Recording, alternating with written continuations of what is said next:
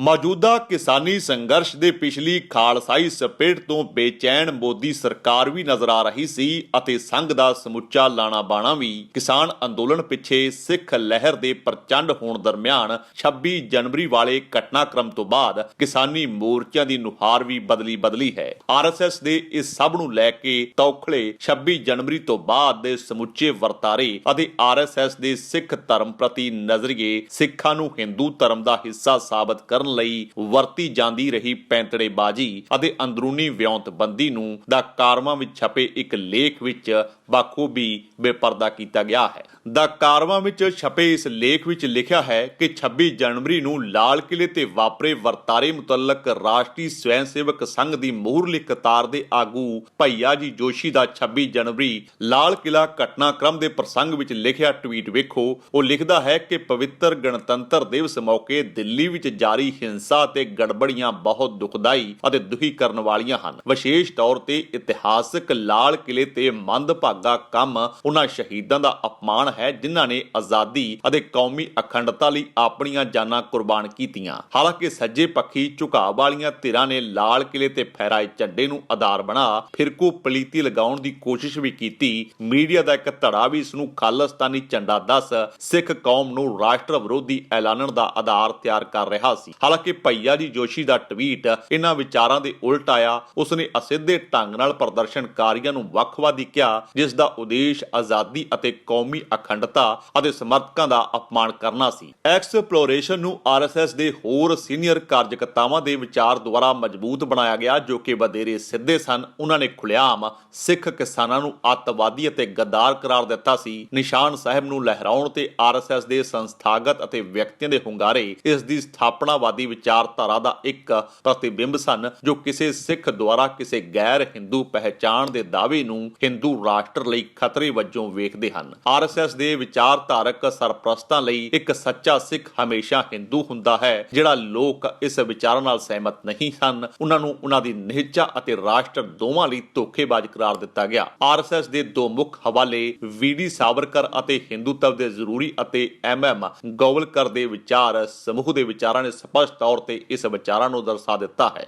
ਕਿਤਾਬਾਂ ਇਸ ਗੱਲ ਦੇ ਸੰਕੇਤ ਦਿੰਦੀਆਂ ਹਨ ਕਿ ਕਿਵੇਂ ਸਿੱਖ ਧਰਮ ਹੋਂਦ ਵਿੱਚ ਆਇਆ ਅਤੇ ਇਸ ਨੂੰ ਹਿੰਦੂ ਸਮਾਜ ਵਿੱਚ ਇੱਕ ਅਜਿਹਾ ਮਕਸਦ ਦੱਸਦਾ ਹੈ ਜਿਸ ਬਾਰੇ ਉਹ ਕਲਪਨਾ ਕਰਦੇ ਹਨ ਕਿ ਸਿੱਖ ਧਰਮ ਦੇ ਹੋਂਦ ਵਿੱਚ ਆਉਣ ਦੀ ਵਜ੍ਹਾ ਹਿੰਦੂ ਧਰਮ ਦੀ ਰੱਖਿਆ ਸੀ। ਲਾਲ ਕਿਲੇ ਵਿਖੇ ਨਿਸ਼ਾਨ ਸਾਹਿਬ ਲਹਿਰਾਉਣ ਤੋਂ ਬਾਅਦ ਇਹ ਵਿਚਾਰਧਾਰਾ ਸਪਸ਼ਟ ਨਜ਼ਰੀਏ ਵਿੱਚ ਸੀ।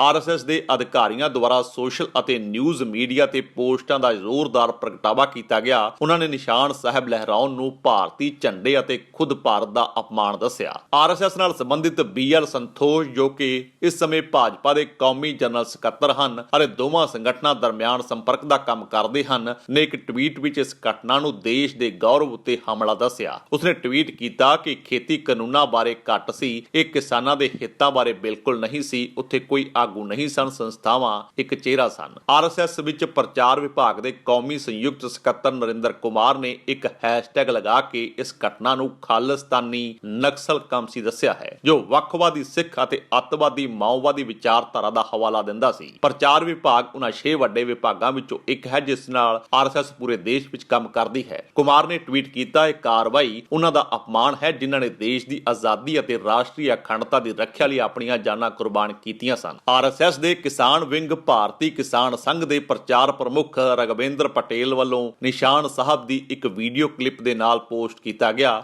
ਕਿ ਇਹ ਤਿਰੰਗੇ ਦਾ ਅਪਮਾਨ ਨਹੀਂ ਹੈ, ਇਹ ਦੇਸ਼ ਦੀ ਪ੍ਰਭੂ ਸੱਤਾ ਲਈ ਸਿੱਧੀ ਚੁਣੌਤੀ ਹੈ। ਭਾਰਤੀ ਕਿਸਾਨ ਸੰਘ ਦੇ ਸੰਗਠਨ ਸਕੱਤਰ ਦਿਨੇਸ਼ ਡੀ ਕੁਲਕਰਨੀ ਨੇ ਟਵੀਟ ਕੀਤਾ ਕਿ ਘਟਨਾ ਖੱਬੇ ਪੱਖੀ ਗੁੰਡਾਗਰਦੀ ਹੈ। ਅਗਲੇ ਦਿਨ ਹੀ ਬੀਕੇਐਸ ਨੇ ਇੱਕ ਬਿਆਨ ਜਾਰੀ ਕੀਤਾ ਕਿ ਇਸ ਵਿੱਚ ਘਟਨਾ ਨੂੰ ਕੌਮੀ ਸ਼ਰਮਸਾਰ ਕਰਨ ਵਾਲੀ ਦੱਸਿਆ ਗਿਆ। ਬੀਕੇਐਸ ਦੇ ਪ੍ਰੈਸ ਬਿਆਨ ਵਿੱਚ ਕਿਹਾ ਦੇਸ਼ ਪੁੱਛੇਗਾ ਕਿ ਦੁਸ਼ਮਣ ਦੇਸ਼ਾਂ ਨੂੰ ਖੁਸ਼ੀਆਂ ਦੇਣ ਵਾਲੀਆਂ ਹਰਕਤਾਂ ਨੂੰ ਵਾਰ-ਵਾਰ ਕਿਉਂ ਦੁਹਰਾਇਆ ਜਾਂਦਾ ਹੈ। ਦੇਸ਼ ਪੁੱਛੇਗਾ ਕਿ ਖੇਤੀ ਕਾਨੂੰਨਾਂ ਦੀ ਆੜ ਵਿੱਚ ਗਣਤੰਤਰ ਨੂੰ ਚੁਣੌਤੀ ਕਿਉਂ ਦਿੱਤੀ ਜਾ ਰਹੀ ਹੈ। ਆਰਐਸਐਸ ਦੇ ਕਿਸਾਨ ਵਿੰਗ ਨੇ ਪਹਿਲਾਂ 3 ਖੇਤੀ ਕਾਨੂੰਨਾਂ ਵਿੱਚ ਸੋਧ ਕਰਨ ਦੀ ਮੰਗ ਕੀਤੀ ਸੀ ਪਰ ਇਸ ਨੇ ਕਦੇ ਵੀ ਦਿੱਲੀ ਦੀਆਂ ਸਰਹੱਦਾਂ ਤੇ ਕਿਸਾਨਾਂ ਦੇ ਵਿਰੋਧ ਵਿੱਚ ਹਿੱਸਾ ਨਹੀਂ ਲਿਆ। ਆਰਐਸਐਸ ਦੇ ਪ੍ਰਮੁੱਖ ਵਿੰਗਾਂ ਵਿਦਿਆਰਥੀ, ਕਿਸਾਨ, ਸਮਾਜਿਕ ਤੇ ਸੰਸਥਾਗਤ ਹੁੰਗਾਰੇ ਨੇ ਵੀ ਸਿੱਖਾਂ ਪ੍ਰਤੀ ਇਸ ਦੇ ਬਾਈਨਰੀ ਨਜ਼ਰੀਏ ਨੂੰ ਪ੍ਰਦਰਸ਼ਿਤ ਕੀਤਾ ਹੈ। ਸੰਘ ਦੇ ਵਿਦਿਆਰਥੀ ਵਿੰਗ ਅਖਿਲ ਭਾਰਤੀ ਵਿਦਿਆਰਥੀ ਪਰਿਸ਼ਦ ਦੇ ਇੱਕ ਬਿਆਨ ਜਾਰੀ ਕਰਦਿਆਂ ਕਿਹਾ ਕਿ ਰਾਸ਼ਟਰੀ ਝੰਡੇ ਦੀ ਬੇਅਦਬੀ ਕਰਨ ਵਾਲੇ ਦੋਸ਼ੀਆਂ ਦੇ ਲਾਲ ਕਿਲੇ ਤੇ ਖੱਬੀਆਂ ਪਾਰਟੀਆਂ ਨਾਲ ਜੁੜੇ ਹੋਰ ਝੰਡੇ ਅਤੇ ਨਾਲ ਹੀ ਖੱਬੀਆਂ ਪਾਰਟੀਆਂ ਨਾਲ ਸੰਬੰਧਿਤ ਰਾਜਨੀਤਿਕ ਝੰਡੇ ਲਹਿਰਾਏ ਅਤੇ ਪੁਲਿਸ ਅਤੇ ਅਰਧ ਸੈਨਿਕ ਮੁਲਾਜ਼ਮਾਂ ਤੇ ਸੰਗਠਿਤ ਹਮਲਿਆਂ ਦੀ ਪਹਿਚਾਣ ਕੀਤੀ ਜਾਣੀ ਚਾਹੀਦੀ ਹੈ। ਆਰਐਸਐਸ ਦਾ ਸਮਾਜਿਕ ਧਾਰਮਿਕ ਵਿੰਗ ਵਿਸ਼ਵ ਹਿੰਦੂ ਪਰਿਸ਼ਦ, ਜਿਸ ਨੇ 1980 ਵਿੱਚ ਬਾਬਰੀ ਮਸਜਿਦ ਵਿਰੁੱਧ ਮੁਹਿੰਮ ਦੀ ਅਗਵਾਈ ਕੀਤੀ ਸੀ, ਉਸ ਦੀ ਪ੍ਰਤੀਕਿਰਿਆ ਵਧੇਰੇ ਭੱਦੀ ਸੀ। 26 ਜਨਵਰੀ ਨੂੰ VHP ਦੇ ਬੁਲਾਰੇ ਸ਼੍ਰੀ ਰਾਜ ਨਾਇਰ ਨੇ ਟਵੀਟ ਕੀਤਾ, ਹੁਣ ਸਮਾਂ ਆ ਗਿਆ ਹੈ ਕਿ ਐਂਟੀ ਨੈਸ਼ਨਲ ਐਲੀਮੈਂਟਸ ਨੂੰ ਬੇਰਹਿਮੀ ਨਾਲ ਕੁਚਲਿਆ ਜਾਵੇ, ਮਖੌਟਾ ਪਹਿਨੇ ਗੱਦਾਰਾਂ ਦਾ ਪਰਦਾਫਾਸ਼ ਕੀਤਾ ਜਾਵੇ। ਨਾਇਰ ਨੇ ਸਿੱਖ ਮੁਜ਼ਾਹਰਾਕਾਰੀਆਂ ਨੂੰ ਵਿਧਰਮੀ ਦੱਸਿਆ ਸੀ। ਉਸਨੇ ਟਵੀਟ ਕੀਤਾ ਕਿ ਸਾਰੇ ਅੱਤਵਾਦੀਆਂ, ਗੱਦਾਰਾਂ ਅਤੇ ਨਕਾਬਪੋਸ਼ ਧਰਮ ਨਿਰਪੱਖ ਕਾਰਕੁਨਾਂ ਦਾ ਅੰਤ ਹੁਣ ਨੇੜੇ ਹੈ। ਜੈ ਸ਼੍ਰੀ ਰਾਮ, ਦੇਸ਼ ਭਰ ਵਿੱਚ ਸ਼ਾਂਤੀ ਅਤੇ ਹੱਲ ਹੋਵੇਗਾ। ਨਾਇਰ ਨੇ ਟਵੀਟ ਕੀਤਾ ਕਿ ਧਰਮ ਜਾਂ ਬ੍ਰਾਹਮਣਵਾਦੀ ਧਾਰਮਿਕ ਨਿਯਮ ਦੀ ਜਿੱਤ ਹੋਵੇਗੀ, ਜਦੋਂ ਕਿ ਅਧਰਮ ਜਾਂ ਧਰਮ ਨੂੰ ਰੱਦ ਕਰਨ ਦਾ ਨਾਸ਼ ਹੋ ਜਾਵੇਗਾ। ਆਰਐਸਐਸ ਦੀ ਰਾਜਨੀਤਿਕ ਬ੍ਰਿਗੇਡ ਸੱਤਾਧਾਰੀ ਭਾਜਪਾ ਵੀ ਇਸ ਘਟਨਾ ਨੂੰ ਰਾਸ਼ਟਰੀ ਝੰਡੇ ਦੇ ਅਪਮਾਨ ਵਜੋਂ ਕਰਾਰ ਦਿੰਦੀ ਨਜ਼ਰ ਆਈ। ਸਰਕਾਰੀ ਬੁਲਾਰੇ ਸੰਬਿਤ ਪਾਤਰਾ ਵਰਗੇ ਕਈ ਭਾਜਪਾ ਆਗੂਆਂ ਨੇ ਆਪਣੇ ਸੋਸ਼ਲ ਮੀਡੀਆ ਤੇ ਟੈਲੀਵਿਜ਼ਨ ਇੰਟਰਵਿਊ ਤੇ ਗਣਤੰਤਰ ਦਿਵਸ ਤੋਂ ਪਹਿਲਾਂ ਹੀ ਵਿਰੋਧ ਪ੍ਰਦਰਸ਼ਨ ਕਰ ਰਹੇ ਕਿਸਾਨਾਂ ਨੂੰ ਖਾਲਿਸਤਾਨੀ ਕਰਾਰ ਦੇ ਦਿੱਤਾ ਸੀ। ਕੇਂਦਰੀ ਸੂਚਨਾ ਤੇ ਪ੍ਰਸਾਰਣ ਮੰਤਰੀ ਪ੍ਰਕਾਸ਼ ਜਾਵੜੇਕਰ ਨੇ ਇੱਕ ਪ੍ਰੈਸ ਕਾਨਫਰੰਸ ਦੌਰਾਨ ਕਿਹਾ ਕਿ ਭਾਰਤੀ ਰਾਸ਼ਟਰੀ ਝੰਡੇ ਦੀ ਬੇਇੱਜ਼ਤੀ ਨੂੰ ਬਰਦਾਸ਼ਤ ਨਹੀਂ ਕਰੇਗਾ। 3 ਦਿਨਾਂ ਬਾਅਦ ਪ੍ਰਧਾਨ ਮੰਤਰੀ ਨਰਿੰਦਰ ਮੋਦੀ ਨੇ ਆਪਣੇ ਮਹੀਨਾਵਾਰ ਰੇਡੀਓ ਸ਼ੋਅ ਮਨ ਕੀ ਬਾਤ ਤੇ ਭਾਜਪਾ ਦੇ ਸਟੈਂਡ ਨੂੰ ਦੁਹਰਾਇਆ। ਮੋਦੀ ਨੇ ਕਿਹਾ ਕਿ 26 ਜਨਵਰੀ ਨੂੰ ਤਿਰੰਗੇ ਦੀ ਬੇਇੱਜ਼ਤੀ ਦੇਖ ਕੇ ਦੇਸ਼ ਹੈਰਾਨ ਰਹਿ ਗਿਆ। ਆਰਐਸਐਸ ਦਾ ਪ੍ਰਤੀਕਰਮ ਚੱਲ ਰਹੇ ਵਿਰੋਧ ਦੇ ਵੱਧ ਰਹੇ ਸਿੱਖ ਪ੍ਰਗਟਾਵੇ ਪ੍ਰਤੀ ਇਸ ਦੀ ਵੱਧ ਰਹੀ ਚਿੰਤਾ ਦਾ ਨਤੀਜਾ ਸੀ। 7 ਜਨਵਰੀ ਨੂੰ ਆਰਐਸਐਸ ਦੇ ਸੰਯੁਕਤ ਜਨਰਲ ਸਕੱਤਰ ਕ੍ਰਿਸ਼ਨਾ ਗੋਪਾਲ ਨੇ ਕਿਹਾ ਕਿ ਆਰਐਸਐਸ ਦਾ ਮੰਨਣਾ ਹੈ ਕਿ ਕਿਸਾਨਾਂ ਨੂੰ ਸਰਕਾਰ ਨਾਲ ਸ਼ਾਂਤਮਈ ਢੰਗ ਨਾਲ ਗੱਲਬਾਤ ਜਾਰੀ ਰੱਖਣੀ ਚਾਹੀਦੀ ਹੈ। ਉਸ ਸਮੇਂ ਤੱਕ ਕਿਸਾਨ ਯੂਨੀਅਨ ਅਤੇ ਸਰਕਾਰ ਦਰਮਿਆਨ 11 ਗੇੜਾਂ ਵਿੱਚੋਂ ਗੱਲਬਾਤ ਫੇਲ ਹੋ ਚੁੱਕੀ ਸੀ। ਉਸੇ ਦਿਨ ਕਿਸਾਨਾਂ ਨੇ ਆਪਣੀ ਪਹਿਲੀ ਟਰੈਕਟਰ ਰੈਲੀ ਦਿੱਲੀ ਦੀਆਂ ਸਰਹੱਦਾਂ ਤੇ ਕੱਢੀ। ਇਸ ਪਿਛੋਕੜ ਦੇ ਵਿਰੁੱਧ ਆਰਐਸਐਸ ਦੇ ਬਿਆਨ ਨੇ ਸੁਝਾਅ ਦਿੱਤਾ ਕਿ ਅਜੇ ਵੀ ਸ਼ਾਂਤਮਈ ਹੱਲ ਦੀ ਉਮੀਦ ਹੈ। 2 ਹਫ਼ਤਿਆਂ ਦੇ ਅੰਦਰ ਹਾਲਾਂਕਿ ਇਸ ਦੇ ਵਿਚਾਰ ਪੂਰੀ ਤਰ੍ਹਾਂ ਬਦਲ ਗਏ ਸਨ। 20 ਜਨਵਰੀ ਨੂੰ ਇੰਡੀਅਨ ਐਕਸਪ੍ਰੈਸ ਨੂੰ ਸੰਬੋਧਨ ਕਰਦਿਆਂ ਜੋਸ਼ੀ ਨੇ ਕਿਹਾ ਕਿ ਅਸੀਂ ਚਾਹੁੰਦੇ ਹਾਂ ਕਿ ਅੰਦੋਲਨ ਜਲਦੀ ਖਤਮ ਹੋਵੇ। ਫਿਰ ਜੋਸ਼ੀ ਨੇ ਆਪਣੀ ਚਿੰਤਾ ਜ਼ਾਹਰ ਕਰਦਿਆਂ ਕਿਹਾ ਕਿ ਸ਼ਾਇਦ ਅੰਦੋਲਨ ਨੂੰ ਪੰਥਕ ਸੰਪਰਦਾਇਵਾਦੀ ਰੰਗ ਦੇਣ ਦੀ ਕੋਸ਼ਿਸ਼ ਕੀਤੀ ਜਾ ਰਹੀ ਹੈ। ਮੇਰਾ ਮੰਨਣਾ ਹੈ ਕਿ ਅੰਦੋਲਨ ਨੂੰ ਪੰਥਕ ਲਹਿਰ ਵੱਲ ਤੱਕਣਾ ਚੰਗਾ ਨਹੀਂ ਹੈ। ਆਰਐਸਐਸ ਸਿੱਖ ਧਰਮ, ਬੁੱਧ ਧਰਮ ਅਤੇ ਜੈਨ ਧਰਮ ਵਰਗੀਆਂ ਧਰਮਾਂ ਲਈ ਧਰਮ ਦੀ ਥਾਂ ਕਲਟ ਭਾਵ ਸੰਪਰਦਾ ਸ਼ਬਦ ਦੀ ਵਰਤੋਂ ਕਰਦੀ ਹੈ, ਕਿਉਂਕਿ ਇਹ ਸੋਚ ਸਭ ਨੂੰ ਹਿੰਦੂ ਧਰਮ ਦੇ ਹਿੱਸੇ ਵਜੋਂ ਵੇਖਦੀ ਹੈ। ਸਰਲ ਸ਼ਬਦਾਂ ਵਿੱਚ ਜੋਸ਼ੀ ਨੂੰ ਚਿੰਤਾ ਸੀ ਕਿ ਕਿਸਾਨਾਂ ਦਾ ਵਿਰੋਧ ਸਿੱਖ ਲਹਿਰ ਵਿੱਚ ਬਦਲ ਰਿਹਾ ਸੀ ਜਾਂ ਇੱਕ ਵਿਰੋਧ ਜੋ ਸਿੱਖ ਧਰਮ ਤੇ ਪੂਰੀ ਤਰ੍ਹਾਂ ਵਿਉਂਤਿਆ ਹੋਇਆ ਸੀ। ਆਰਐਸਐਸ ਦੀ ਇੱਕ ਸੰਭਾਵਿਤ ਸਿੱਖ ਲਹਿਰ ਬਾਰੇ ਚਿੰਤਾਵਾਂ ਅਤੇ ਸਿੱਖ ਝੰਡੇ ਖਿਲਾਫ ਇਸ ਦੇ ਗੁੱਸੇ ਨੂੰ ਇਸ ਦੇ ਬਾਨੀ ਪਿਤਾਮਾ ਦੀਆਂ ਲਿਖਤਾਂ ਨੂੰ ਸਮਝਿਆ ਜਾ ਸਕਦਾ ਹੈ। ਮਰਾਠੀ ਬ੍ਰਾਹਮਣ ਸਾਵਰਕਰ ਦਾ ਮੰਨਣਾ ਸੀ ਕਿ ਸਾਰੇ ਹਿੰਦੂ ਇੱਕ ਸਾਂਝੇ ਨਸਲੀ ਅਤੀਤ ਵਾਲੇ ਹਨ। ਉਸਨੇ ਸਿੰਧ ਦੇ ਦੱਖਣ ਵੱਲ ਵਸਦੇ ਲੋਕਾਂ ਨੂੰ ਹਿੰਦੂਆਂ ਦੇ ਪੁਰਖਿਆਂ ਅਤੇ ਇੱਕ ਸਰਵੋਤਮ ਨਸਲ ਵਜੋਂ ਕਲਪਿਆ ਸੀ। ਆਰਐਸਐਸ ਦੇ ਬੁਨਿਆਦੀ ਦਸਤਾਵੇਜ਼ ਹਿੰਦੂਤਵ ਦੇ ਆਪਣੇ 1923 ਦੇ ਟੈਕਸਟ ਐਸੈਂਟਲਜ਼ ਸਾਵਰਕਰ ਨੇ ਲਿਖਿਆ ਕਿ ਸਿੱਖ ਉਹਨਾਂ ਪ੍ਰਾਚੀਨ ਸਿੰਧਸ ਦੇ ਲਗਭਗ ਸਿੱਧੇ ਵੰਸ਼ਜ ਹਨ। ਉਸਨੇ ਸਿੱਖਾਂ ਨੂੰ ਕੁਦਰਤੀ ਹਿੰਦੂ ਕਿਹਾ। ਉਸਨੇ ਕਿਹਾ ਕਿ ਹਿੰਦੂਆਂ ਦੀ ਘੱਟ ਗਿਣਤੀ ਅਤੇ ਉਹਨਾਂ ਦੇ ਵੱਡੇ ਭਾਈਚਾਰੇ ਵੱਖਰੀਆਂ ਰਚਨਾਵਾਂ ਵਜੋਂ ਆਕਾਸ਼ ਤੋਂ ਨਹੀਂ ਡਿੱਗ ਪਏ। ਉਸਨੇ ਕਿਹਾ ਕਿ ਅੱਜ ਦਾ ਸਿੱਖ ਕੱਲ ਦਾ ਹਿੰਦੂ ਹੈ। ਉਸਨੇ ਕਿਹਾ ਕਿ ਸਿੱਖ ਗੁਰੂ ਵੀ ਵੰਸ਼ ਦੇ ਰੂਪ ਵਿੱਚ ਹਿੰਦੂ ਸਨ, ਕਿਉਂਕਿ ਉਹਨਾਂ ਦੇ ਗੁਰੂ ਖੁਦ ਹਿੰਦੂਆਂ ਦੇ ਬੱਚੇ ਸਨ। ਉਹ ਸਮਝਣ ਵਿੱਚ ਅਸਫਲ ਹੋ ਜਾਂਦੇ ਹਨ ਕਿ ਜੇ ਉਹਨਾਂ ਨੂੰ ਗੈਰ ਹਿੰਦੂ ਵਜੋਂ ਸ਼੍ਰੇਣੀਬੱਧ ਕਰਨ ਦੀਆਂ ਅਜਿਹੀਆਂ ਕੋਸ਼ਿਸ਼ਾਂ ਤੋਂ ਨਾਰਾਜ਼ਗੀ ਨਹੀਂ ਹੁੰਦੀ। ਉਸ ਦੇ ਅਨੁਸਾਰ ਸਿੱਖ ਭਾਈਚਾਰੇ ਦੇ ਕੁਝ ਆਗੂਆਂ ਨੂੰ ਉਹਨਾਂ ਦੇ ਹਿੰਦੂ ਮੰਨਿਆ ਜਾਣ ਦੇ ਵਿਰੁੱਧ ਰਾਜਨੀਤਿਕ ਕਾਰਨ ਸਨ। ਸਾਵਰਕਰ ਨੇ ਮਹਿਸੂਸ ਕੀਤਾ ਕਿ ਸਿੱਖਾਂ ਲਈ ਵੱਖਰੀ ਪਹਿਚਾਣ ਦਾ ਦਾਅਵਾ ਕਰਨਾ ਆਤਮ ਹੱਤਿਆ ਸੀ। ਉਸਨੇ ਕਿਹਾ ਕਿ ਉਹਨਾਂ ਨੂੰ ਬਜਾਏ ਇੱਕ ਗੈਰ ਬ੍ਰਾਹਮਣ ਪਛਾਣ ਦਾ ਦਾਅਵਾ ਕਰਨਾ ਚਾਹੀਦਾ ਸੀ, ਜਿਵੇਂ ਕਿ ਹੋਰ ਜਾਤੀਆਂ ਨੇ ਕੀਤਾ ਸੀ। ਸਿੱਖ ਆਪਣੇ ਹਿੱਤਾਂ ਦੀ ਰਾਖੀ ਲਈ ਵਿਸ਼ੇਸ਼ ਨੁਮਾਇੰਦਗੀ ਪ੍ਰਾਪਤ ਕਰਨ ਲਈ ਦਬਾਅ ਪਾ ਸਕਦੇ ਸਨ ਅਤੇ ਸਾਡੇ ਗੈਰ ਬ੍ਰਾਹਮਣ ਅਤੇ ਹੋਰ ਭਾਈਚਾਰਿਆਂ ਨੂੰ ਮਿਲ ਸਕਦੇ ਸਨ। ਸਾਵਰਕਰ ਲਈ ਜਿਹੜਾ ਵੀ ਸਿੱਖ ਆਪਣੇ ਆਪ ਨੂੰ ਗੈਰ ਹਿੰਦੂ ਸਮਝਦਾ ਸੀ, ਉਹ ਗੱਦਾਰ ਤੋਂ ਇਲਾਵਾ ਕੁਝ ਵੀ ਨਹੀਂ ਸੀ। ਇਹ ਬਰਾਬਰੀ ਆਰਐਸਐਸ ਦੇ ਥੌਟ ਪ੍ਰੋਸੈਸ ਵਿੱਚ ਆਮ ਹੈ। ਇਸ ਦੀ ਕਲਪਨਾ ਵਿੱਚ ਇਕਲੌਤਾ ਦੇਸ਼ ਹਿੰਦੂ ਰਾਸ਼ਟਰ ਹੈ ਅਤੇ ਮੂਲ ਰੂਪ ਵਿੱਚ ਸਾਰੇ ਦੇਸ਼ ਭਗਤ ਹਿੰਦੂ ਹਨ। ਹਾਲ ਹੀ ਵਿੱਚ 1 ਜਨਵਰੀ 2021 ਦੇ ਤੌਰ ਤੇ ਆਰਐਸਐਸ ਦੇ ਮੁਖੀ ਮੋਹਨ ਭਾਗਵਤ ਨੇ ਇਸ ਸੋਚ ਨੂੰ ਦੁਹਰਾਇਆ। ਇੱਕ ਕਿਤਾਬ ਦੇ ਉਦਘਾਟਨ ਸਮੇਂ ਉਸਨੇ ਕਿਹਾ ਕਿ ਜੇ ਕੋਈ ਹਿੰਦੂ ਹੈ ਤਾਂ ਉਹ ਦੇਸ਼ ਭਗਤ ਤੋਂ ਇਲਾਵਾ ਕੁਝ ਹੋਰ ਨਹੀਂ ਹੋ ਸਕਦਾ। ਗੋਲਵਾਲਕਰ ਇੱਕ ਮਰਾਠੀ ਬ੍ਰਾਹਮਣ ਜਿਸ ਨੇ 1970 ਦੇ ਸ਼ੁਰੂ ਵਿੱਚ 3 ਦਹਾਕਿਆਂ ਤੱਕ ਆਰਐਸਐਸ ਦੀ ਅਗਵਾਈ ਕੀਤੀ, ਉਸਨੇ 1966 ਦੀ ਆਪਣੀ ਕਿਤਾਬ ਬੰਚਸ ਆਫ ਥਾਟਸ ਵਿੱਚ ਗੋਵਾਲਕਰ ਨੇ ਪੇਸ਼ਕਾਰੀ ਪ੍ਰਤੀਕਰਮ ਨਾਮ ਦਾ ਇੱਕ ਭਾਗ ਲਿਖਿਆ, ਜਿੱਥੇ ਸਾਵਰਕਰ ਦੀ ਤਰ੍ਹਾਂ ਉਸਨੇ ਫੈਸਲਾ ਲਿਆ ਕਿ ਵੱਖ-ਵੱਖ ਸੰਪਰਦਾਵਾਂ ਅਤੇ ਧਰਮਾਂ ਨੇ ਆਪਣੀ ਗੈਰ ਹਿੰਦੂ ਹੋਣ ਤੇ ਮਾਣ ਕਰਨਾ ਸ਼ੁਰੂ ਕਰ ਦਿੱਤਾ ਹੈ। ਇਸ ਦੀ ਨਿਖੇਧੀ ਕਰਦਿਆਂ ਉਹਨਾਂ ਲਿਖਿਆ ਕਿ ਸਿੱਖ ਧਰਮ ਸਿਰਫ ਹਿੰਦੂ ਧਰਮ ਦੀ ਸਮਰਪਿਤ ਅਤੇ ਬਹਾਦਰੀ ਵਾਲੀ ਤਲਵਾਰ ਸੀ। ਸਾਵਰਕਰ ਵਾਂਗ ਉਸਨੇ ਦਾਅਵਾ ਕੀਤਾ ਕਿ ਰਾਜਨੀਤਿਕ ਲਾਲਸਾ ਦੇ ਜ਼ਹਿਰ ਨੇ ਸਿੱਖਾਂ ਵਿੱਚ ਵੱਖਵਾਦ ਦੇ ਦੈਂਤ ਨੂੰ ਭੜਕਾਇਆ ਹੈ। ਗੋਵਲਕਰ ਨੇ ਅੱਗੇ ਕਿਹਾ ਕਿ ਗੁਰੂ ਗੋਬਿੰਦ ਸਿੰਘ ਜੀ ਨੇ ਐਲਾਨ ਕੀਤਾ ਸੀ ਕਿ ਇੱਕ ਸੱਚਾ ਸਿੱਖ ਉਹ ਹੈ ਜਿਹੜਾ ਵੇਦਾਂ ਤੇ ਭਗਵਤ ਗੀਤਾ ਵਿੱਚ ਵਿਸ਼ਵਾਸ ਰੱਖਦਾ ਹੈ ਅਤੇ ਜੋ ਰਾਮ ਅਤੇ ਕ੍ਰਿਸ਼ਨ ਦੀ ਪੂਜਾ ਕਰਦਾ ਹੈ। ਉਸਨੇ ਬਿਰਤਾਂਤ ਨੇ ਸਿੱਖ ਧਰਮ ਨੂੰ ਹਿੰਦੂ ਧਰਮ ਦੇ ਇੱਕ ਹਿੱਸੇ ਵਜੋਂ ਵੇਖਣ ਲਈ ਰੱਬੀ ਮਨਜ਼ੂਰੀ ਦੇਣ ਦੀ ਕੋਸ਼ਿਸ਼ ਕੀਤੀ, ਹਾਲਾਂਕਿ ਉਸ ਦੇ ਦਾਅਵੇ ਨੂੰ ਵਾਪਸ ਲੈਣ ਲਈ ਕੋਈ ਇਤਿਹਾਸਕ ਸਬੂਤ ਨਹੀਂ ਹਨ। ਗੋਵਲਕਰ ਦੇ ਅਨੁਸਾਰ ਗੈਰ ਹਿੰਦੂ ਜਿਵੇਂ ਕਿ ਸਿੱਖ ਅਤੇ ਬੋਧੀ ਇੱਕ ਤਰ੍ਹਾਂ ਨਾਲ ਫਿਰਕੂ ਸਨ।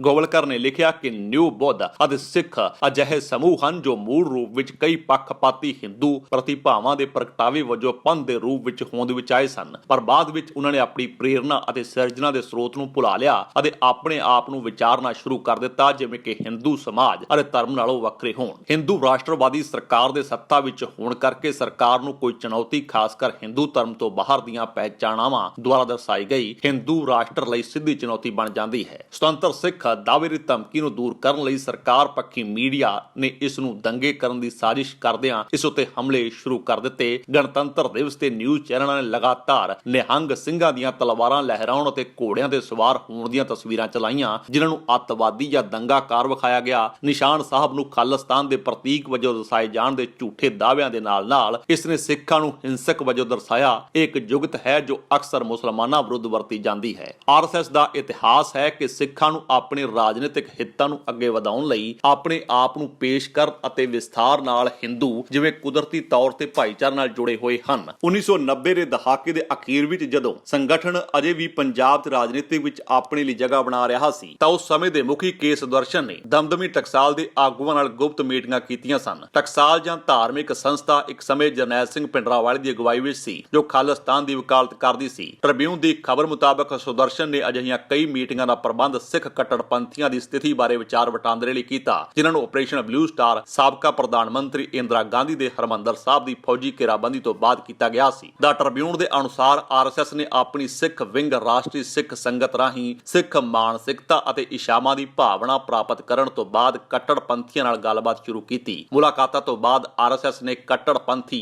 ਨਜ਼ਰਬੰਦਾਂ ਦੀ ਸਥਿਤੀ ਅਤੇ ਕਿੰਨੇ ਕੁ ਜੇਲ੍ਹਾਂ ਵਿੱਚ ਬੰਦ ਰੱਖਿਆ ਗਿਆ ਸੀ ਬਾਰੇ ਇੱਕ ਰਿਪੋਰਟ ਵੀ ਜਾਰੀ ਕੀਤੀ ਸੀ। ਭਾਜਪਾ ਆਰਐਸਐਸ ਦੀ ਰਾਜਨੀਤਿਕ ਵਿੰਗ ਉਸ ਸਮੇਂ ਸ਼੍ਰੋਮਣੀ ਅਕਾਲੀ ਦਲ ਦੀ ਸਰਕਾਰ ਵਿੱਚ ਗੱਠਜੋੜ ਦੀ ਭਾਈਵਾਲ ਸੀ। ਸ਼੍ਰੋਮਣੀ ਅਕਾਲੀ ਦਲ ਇੱਕ ਸਿੱਖ ਸੈਂਟਰਡ ਪਾਰਟੀ ਹੈ ਜੋ ਸਿੱਖ ਧਾਰਮਿਕ ਸੰਸਥਾਵਾਂ ਨੂੰ ਕੰਟਰੋਲ ਕਰਦੀ ਹੈ। ਆਰਐਸਐਸ ਦੀ ਰਿਪੋਰਟ ਨੇ ਅਕਾਲੀਆਂ ਨੂੰ ਨਮੋਸ਼ ਹੀ ਕੀਤਾ ਜਿਹੜੇ ਇੱਕ ਦਹਾਕੇ ਤੋਂ ਨਜ਼ਰਬੰਦੀ ਨੂੰ ਰਿਹਾ ਕਰਨ ਦਾ ਦਾਅਵਾ ਕਰ ਰਹੇ ਸਨ। ਰਿਪੋਰਟ ਦੇ ਜ਼ਰੀਏ ਆਰਐਸਐਸ ਨੇ ਆਪਣੇ ਆਪ ਨੂੰ ਸਿੱਖਾਂ ਦੇ ਸੱਚੇ ਸ਼ੁਭਚਿੰਤਕ ਵਜੋਂ ਪੇਸ਼ ਕੀਤਾ ਸੀ। ਇਸ ਸਮੇਂ ਦੌਰਾਨ ਆਰਐਸਐਸ ਨੇ ਸਿੱਖ ਸੰਸਥਾਵਾਂ ਵਿੱਚ ਇਸ ਦੇ ਵਿਰੋਧ ਦਾ ਮੁਕਾਬਲਾ ਕਰਨ ਲਈ ਸਾਵਰਕਰ ਦੇ ਸਿੱਖਾਂ ਪ੍ਰਤੀ ਵੱਖਰੇ ਵਿਚਾਰਾਂ ਨੂੰ ਅੱਗੇ ਵਧਾਇਆ। 1980 ਦੇ ਦਹਾਕੇ ਦੇ ਅੱਧ ਵਿੱਚ ਆਰਐਸਐਸ ਦੇ ਸਿੱਖ ਵਿੰਗ ਦੇ ਗਠਨ ਤੋਂ ਬਾਅਦ ਅਕਾਲ ਤਖਤ ਨੇ ਸਿੱਖ ਧਰਮ ਦੀ ਆਰਐਸਐਸ ਦੀ ਹਰ ਕੋਸ਼ਿਸ਼ ਦਾ ਸਖਤ ਵਿਰੋਧ ਕਰਨਾ ਸ਼ੁਰੂ ਕਰ ਦਿੱਤਾ ਸੀ। ਦੂਜੇ ਪਾਸੇ ਆਰਐਸਐਸ ਨੇ ਪੰਜਾਬੀ ਸਮਾਜ ਵਿੱਚ ਆਪਣੀ ਲਈ ਜਗ੍ਹਾ ਬਣਾਉਣ ਲਈ ਦਲਿਤ ਸਿੱਖਾਂ ਜਿਨ੍ਹਾਂ ਨਾਲ ਕਿ ਅਜੇ ਵੀ ਵਿਤਕਰਾ ਕੀਤਾ ਜਾ ਰਿਹਾ ਸੀ ਨੂੰ ਲਵਾਉਣ ਦੀ ਰਣਨੀਤੀ ਅਪਣਾਈ। ਸੰਨ 2000 ਦੇ ਆਰੰਭ ਵਿੱਚ ਆਰਐਸਐਸ ਵਰਕਰਾਂ ਨੇ ਇੱਕ ਦਲਿਤ ਸਿੱਖ ਕਲੋਨੀ ਦਾ ਦੌਰਾ ਕੀਤਾ ਤੇ ਪੰਜਾਬੀ ਮੁਸਲਮਾਨਾਂ ਵਿਰੁੱਧ ਨਫ਼ਰਤ ਭੜਕਾ ਦਿੱਤੀ। ਇਸ ਨੇ ਵਸਨੀਕਾਂ ਨੂੰ ਸਥਾਨਕ ਮਸਜਿਦਾਂ ਢਾਉਣ ਲਈ ਉਤਸ਼ਾਹਿਤ ਕੀਤਾ। ਆਰਐਸਐਸ ਨੇ ਪੰਜਾਬ ਵਿੱਚ ਸਾਂਝੇ ਡੇਰਾ ਧਾਰਮਿਕ ਕੈਂਪਾਂ ਦੇ ਸਹਿਯੋਗ ਨਾਲ ਵੀ ਕੰਮ ਕੀਤਾ ਅਤੇ ਇਸ ਏਜੰਡੇ ਨੂੰ ਅੱਗੇ ਵਧਾਇਆ। ਆਪਣੇ ਪਹਿਲੇ ਆਗੂਆਂ ਵਾਂਗ ਆਰਐਸਐਸ ਆਗੂ ਅਕਸਰ ਸਿੱਖਾਂ ਤੇ ਹਿੰਦੂਆਂ ਨੂੰ ਅਟੁੱਟ ਹੋਣ ਦੇ ਤੌਰ ਤੇ ਪੇਸ਼ ਕਰਨ ਲਈ ਇਤਿਹਾਸਵਾਦੀ ਕਹਾਣੀਆਂ ਦੀ ਵਰਤੋਂ ਕਰਦੇ ਹਨ। ਇਸੇ ਸਾਲ ਜਨਵਰੀ ਵਿੱਚ ਬਾਬਰੀ ਮਸਜਿਦ ਦੇ ਸਥਾਨ ਤੇ ਰਾਮ ਮੰਦਿਰ ਦੀ ਉਸਾਰੀ ਲਈ ਚਲਾਈ ਦਾਨ ਮੁਹਿੰਮ ਦੌਰਾਨ ਭਈਆ ਜੀ ਜੋਸ਼ੀ ਨੇ ਜੰਮੂ ਦੀ ਇੱਕ ਦਲਿਤ ਸਿੱਖ ਕਲੋਨੀ ਦੇ ਵਾਸੀਆਂ ਨੂੰ ਸੰਬੋਧਿਤ ਕੀਤਾ। ਉਹਨਾਂ ਕਿਹਾ ਕਿ 1858 ਦੀ ਗੱਲ ਹੈ ਕਿ ਨਿਹੰਗ ਸਿੰਘ ਝੰਡੇ ਲੈ ਕੇ ਵਿਵਾਦਤ ਢਾਂਚੇ ਬਾਬਰੀ ਮਸਜਿਦ ਵਿੱਚ ਦਾਖਲ ਹੋਏ ਸਨ ਅਤੇ ਉੱਤੇ ਹਮਲੇ ਕੀਤੇ ਸਨ। ਕੰਪਲੈਕਸ ਵਿੱਚ ਸ੍ਰੀ ਰਾਮ ਦੇ ਨਾਅਰੇ ਵੀ ਲਗਾਏ ਸਨ। ਉਸ ਦੀ ਕਹਾਣੀ ਦਾ ਇਤਿਹਾਸਕ ਸਬੂਤ ਘੱਟ ਹਨ। ਅਜਿਹੀ ਘਟਨਾ ਦਾ ਜ਼ਿਕਰ ਰਾਮ ਮੰਦਿਰ ਬਾਰੇ ਸੁਪਰੀਮ ਕੋਰਟ ਦੇ ਫੈਸਲੇ ਵਿੱਚ ਵੀ ਕੀਤਾ ਗਿਆ ਸੀ। ਮਾਰਚ 2019 ਵਿੱਚ ਸਿੱਖ ਸਿੱਖ ਗੁਰੂ ਨਾਨਕ ਦੇਵ ਜੀ ਦੇ 550ਵੇਂ ਜਨਮ ਸ਼ਤਾਬਦੀ ਵਰ੍ਹੇ ਨੂੰ ਸਮਰਪਿਤ ਮੌਕੇ ਇੱਕ ਅਧਿਕਾਰਤ ਪ੍ਰੈਸ ਬਿਆਨ ਵਿੱਚ ਭਈਆੜੀ ਜੋਸ਼ੀ ਨੇ ਲਿਖਿਆ, ਕੱਟੜ ਬਾਬਰ ਦੇ ਹਮਲੇ ਦਾ ਸਾਹਮਣਾ ਕਰਦਿਆਂ ਸ੍ਰੀ ਗੁਰੂ ਨਾਨਕ ਸਾਹਿਬ ਨੇ ਕੌਮ ਨੂੰ ਇਸ ਨੂੰ ਚੁਣੌਤੀ ਦੇਣ ਦੀ ਅਪੀਲ ਕੀਤੀ। ਉਸਨੇ ਸਵੈ ਮਾਨ ਨਾਲ ਜਿਉਣ ਦੀ ਪ੍ਰੇਰਨਾ ਕਰਦਿਆਂ ਭਾਰਤ ਦੀਆਂ ਸਵੈ ਕੁਰਬਾਨੀ ਦੀਆਂ ਰਵਾਇਤਾਂ ਨੂੰ ਹੋਰ ਮਜ਼ਬੂਤ ਕੀਤਾ, ਜੋ ਹਮਲਾਵਰਾਂ ਲਈ ਸਦਾ ਲਈ ਦਰਵਾਜ਼ੇ ਬੰਦ ਕਰ ਦਿੰਦਾ ਹੈ। ਸੰਯੁਕਤ ਜਨਰਲ ਸਕੱਤਰ ਕ੍ਰਿਸ਼ਨ ਗੋਪਾਲ ਪਹਿਲਾਂ 9ਵੇਂ ਸਿੱਖ ਗੁਰੂ ਤੇਗ ਬਹਾਦਰ ਅਤੇ 5ਵੇਂ ਗੁਰੂ ਅਰਜਨ ਦੇਵ ਬਾਰੇ ਇਸੇ ਤਰ੍ਹਾਂ ਦੇ ਬਿਰਤਾਂਤ ਫੈਲਾ ਚੁੱਕੇ ਹਨ। ਮਈ 2017 ਵਿੱਚ ਗੋਪਾਲ ਨੇ ਕਿਹਾ ਕਿ ਜੇ ਗੁਰੂ ਤੇਗ ਬਹਾਦਰ ਜੀ ਆਪਣੀ ਜਾਨ ਦੀ ਕੁਰਬਾਨੀ ਨਾ ਦਿੰਦੇ ਤਾਂ ਪੂਰਾ ਭਾਰਤ ਇਸਲਾਮ ਵਿੱਚ ਬਦਲ ਜਾਂਦਾ ਅਤੇ ਸਾਡੀ ਪੁਰਾਣੀ ਸੱਭਿਆਚਾਰ ਅਤੇ ਸੱਭਿਅਤਾ ਖਤਮ ਹੋ ਜਾਂਦੀ। ਉਹ ਲਿਖਦੇ ਹਨ ਕਿ ਉਹ ਹਿੰਦੂ ਧਰਮ ਕੀ ਚਾਦਰ ਸਨ। ਇਸੇ ਬਾਰੇ ਉਹਨਾਂ ਨੇ ਕਿਤਾਬ ਸਪਸ਼ਟ ਕੀਤੀ ਹੈ। ਸੋ ਗੋਵਲਕਰ ਨੇ ਲਿਖਿਆ ਕਿ ਸਿੱਖ ਪੰਥ ਪੰਜਾਬ ਵਿੱਚ ਇਸਲਾਮ ਦੇ ਪ੍ਰਚਾਰ ਨੂੰ ਰੋਕਣ ਲਈ ਹੋਂਦ ਵਿੱਚ ਆਇਆ। ਬਾਅਦ ਵਿੱਚ ਸਮੇਂ ਦੀ ਲੋੜ ਨੂੰ ਸਮਝਦਿਆਂ ਸਿੱਖਾਂ ਨੇ 10ਵੇਂ ਗੁਰੂ ਗੋਬਿੰਦ ਸਿੰਘ ਜੀ ਨੇ ਆਪਣੇ ਚੇਲਿਆਂ ਨੂੰ ਹਥਿਆਰਬੰਦ ਕੀਤਾ, ਉਹਨਾਂ ਨੂੰ ਰਾਸ਼ਟਰੀ ਨਾਇਕਾਂ ਦੇ ਸਮੂਹ ਵਿੱਚ ਬਦਲ ਦਿੱਤਾ। 26 ਜਨਵਰੀ ਦੀਆਂ ਘਟਨਾਵਾਂ ਤੋਂ ਬਾਅਦ ਜਾਪਦਾ ਹੈ ਕਿ ਆਰਐਸਐਸ ਨੇ ਕਈ ਤਰੀਕਿਆਂ ਨਾਲ ਵਿਚਾਰਧਾਰਕ ਜਾਲ ਦੀ ਬੁਣਤਰ ਕੀਤੀ। ਉਦੋਂ ਤੋਂ ਕਿਸਾਨਾਂ ਦੇ ਮਸਲਿਆਂ ਲਈ ਰਾਜਨੀਤਿਕ ਮਤੇ ਪਾਉਣ ਦੀ ਕੋਸ਼ਿਸ਼ ਠੱਪ ਹੋ ਗਈਆਂ ਹਨ। ਭਾਜਪਾ ਦੀ ਅਗਵਾਈ ਵਾਲੀ ਸਰਕਾਰ ਨੇ ਕਾਨੂੰਨਾਂ ਨੂੰ ਰੱਦ ਕਰਨ ਤੋਂ ਇਨਕਾਰ ਕਰ ਦਿੱਤਾ ਹੈ। ਹੈਰਾਨੀ ਦੀ ਗੱਲ ਹੈ ਕਿ ਆਰਐਸਐਸ ਦੀ ਚਿੰਤਾ ਵਿਰੋਧ ਨੂੰ ਸੰਪਰਦਾਈ ਲਹਿਰ ਵਿੱਚ ਬਦਲਣ ਦੀ ਚਿੰਤਾ ਨੂੰ ਦੂਰ ਕੀਤਾ ਗਿਆ ਹੈ। ਪ੍ਰਦਰਸ਼ਨਾਂ ਦਾ ਸਭ ਤੋਂ ਪ੍ਰਮੁੱਖ ਨੇਤਾ ਹੁਣ ਰਾਕੇਸ਼ ਟਕੈਤ ਹੈ, ਇੱਕ ਜਾਟ ਹੈ ਜਿਸ ਨੂੰ ਪਹਿਲਾਂ ਹਾਕਮ ਧਿਰ ਪ੍ਰਤੀ ਵਧੇਰੇ ਸਹਿਜ ਮੰਨਿਆ ਜਾਂਦਾ ਸੀ। ਟਕੈਤ ਦੀ ਭਾਵੁਕ ਅਪੀਲ ਤੋਂ ਬਾਅਦ ਜਾਟ, ਗੁੱਜਰ ਅਤੇ ਰਾਜਪੂਤ ਖਾਪਾਂ ਸੰਗਠਨਾਂ ਨੂੰ ਵੱਡੀ ਗਿਣਤੀ ਵਿੱਚ ਦਿੱਲੀ ਦੀਆਂ ਸਰਹੱਦਾਂ ਤੇ ਲੈ ਆਈ। ਫਿਲਹਾਲ ਕਿਸਾਨਾਂ ਦੇ ਵਿਰੋਧ ਪ੍ਰਦਰਸ਼ਨ ਪਿਛਲੀ ਸਿੱਖ ਭਾਵਨਾ ਪਛੜ ਗਈ ਜਾਪਦੀ ਹੈ। ਜੇਕਰ ਤੁਹਾਨੂੰ ਸਾਡਾ ਇਹ ਉਪਰਾਲਾ ਚੰਗਾ ਲੱਗਾ ਹੈ ਤਾਂ ਇਸ ਨੂੰ ਲਾਈਕ ਕਰੋ, ਸ਼ੇਅਰ ਕਰੋ ਅਤੇ ਸਾਡੇ YouTube ਚੈਨਲ ਨੂੰ ਸਬਸਕ੍ਰਾਈਬ ਕਰੋ।